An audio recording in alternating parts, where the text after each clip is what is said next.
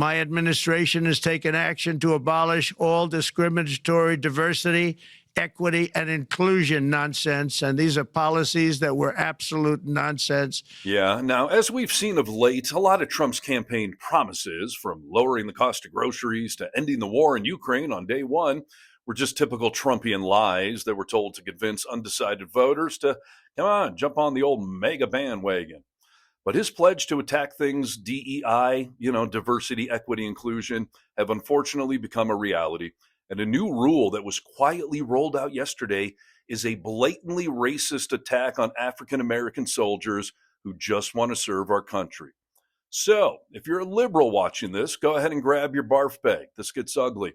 And if you're a MAGA watching this, grab your white sheet and scissors, because you're about to have another reason to be very happy with Trump 2.0 as he degrades our military just to score points with you. So please, the non-racist watching this, hit subscribe to Really American Media. And for the racist watching this, go ahead and hit yourself. And let's get into this. Now, first of all, ever since Pete Hegseth and his creepy, not at all racist tattoos were named Secretary of Defense, we've seen anyone who isn't a straight white male come under attack. Let's start off with the women. Because I thought it would be really helpful to better understand your views on women in the military. Because you've made a number of surprising statements about women serving in the military. As recently as November the 7th of 2024 on the Sean Ryan Show, you said, and I quote, "I'm straight up saying that we should not have women in combat roles. It hasn't made us more effective." And as long as we're talking about gender, let's not forget this executive order gem that spits in the face of trans people willing to put their lives on the line to defend your freedoms. I do remember kind of putting this on for the first time, and I was starting to think I was never going to get to wear this, and here I am. And especially now, getting to be a lieutenant and getting to wear my rank, I worked really hard for this. Lieutenant Nick Talbot is the lead plaintiff in a case that could decide if transgender soldiers can serve in the military. It's disgusting. And by the way, the Supreme Court recently ruled that the Trump ban on trans soldiers can proceed. So score another point for bigots that would soil themselves like Trump and his depends if they were ever on the front line. So now that GI Pete and General Bone Spurs have attacked the military, women, and trans soldiers, who's up next? How about black soldiers? Now, first of all, let me share a secret with you. I'm not black. I'm also not up on military grooming issues like shaving waivers for PFB. So I found a woman on YouTube that has next to no views for a video she made about this issue. So let's give her some exposure and let her explain it to you. Let's talk about something that might seem small to some people, but means everything to a lot of us in the black community. And that's shaving waivers in the military, specifically those given for a medical condition called pseudofolliculitis barbae, or PFB. That's a condition causing painful inflamed razor bumps, and it disproportionately affects black men. The only reason this is even a debate is because it affects black troops the most.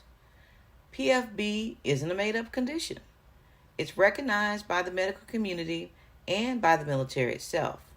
But now, under new guidance, Marines who need a waiver for more than a year could face administrative separation. In other words, your skin condition could cost you your military career. That's not about uniformity, it's about exclusion. Yeah, it's exclusion for an issue that predominantly affects African Americans, otherwise known as racism, which is why it was both sad and shocking that military.com reported yesterday that the Army is quietly rolling out a new policy that is set to take effect within weeks that will now ban shaving waivers.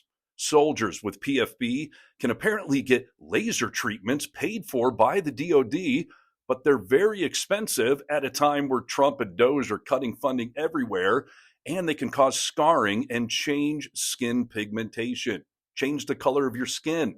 Under the new policy, soldiers requesting shaving waivers for over a year can now be discharged. This change is happening under Defense Secretary Pete Hegseth, and he's launched a broad review of military grooming and fitness standards.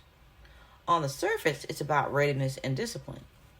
But for many of us, It feels like a coded push towards returning to the old military, a time in which diversity was an afterthought and not a goal. And let's not ignore the racial undertone here, because when black troops asked for an accommodation based on a medical issue, suddenly it seemed it's lowering standards. But when others receive accommodations for different reasons, like mental health or religious exemptions, it's called support. And all of this led to her bringing up this very fundamental point on the topic. If the military truly values diversity and inclusion, this is where it shows up, in policy, in practice, and in respect for our bodies. And she's right. This is where it shows up. And they're showing us that they're willing to weaken and demean our military just to own the libs. So now we have another attack on women and minorities that simply want to serve, which is insane considering that less than 1% of U.S. citizens are currently serving in the military. Yet our dictator-in-chief is willing to go after those that are willing to do something he was never willing to do, serve in our armed forces. No, that whole bone spurs thing. Not to mention, we know that he has called veterans suckers and losers, and he has a very long history of racism that we should never forget. So here's a recap. When he talks that way, the way he did on this tape, it confirmed that he is truly a racist. A well-educated black has a tremendous advantage over a well-educated white. A black may think that they don't really have the advantage. If I was starting off today, I would love to be a well-educated black. They don't look like Indians to me, and they don't look like Indians to Indians. It would be 9 blacks against 9 whites, all highly educated, very smart, strong, beautiful people, right? Pocahontas? Is it offensive? Oh, really? Oh, I'm sorry about that. Pocahontas? I think she's as Native American as I am, okay? When Mexico sends its people, they're not sending their best. They're bringing drugs, they're bringing crime, they're rapists, and some, I assume, are good people. I want surveillance of certain mosques. Negotiating with China. They say, we want deal. I'm asking for the vote of every single African American citizen in this country. What do you have to lose? You're living in poverty. Your schools are no good. You have no jobs. 58% of your youth is unemployed. What the hell do you have to lose? Oh, look at my African American over here. Look at him. We are from India. All of my friends in Little Havana. We are also praying for the people of Puerto Rico. We love Puerto Rico. And we also love Puerto Rico. Come here. You're not nervous, right? Speaks perfect English. No, I'm not a racist. I am the least racist person that I can tell you. If all of that makes you angry, well, good. Means you're paying attention. So get involved. Like this video, comment below, and share it worldwide. Get vocal. From the Vocal Minority with Nick and Steve podcast, I'm Steve Harness for Really American Media.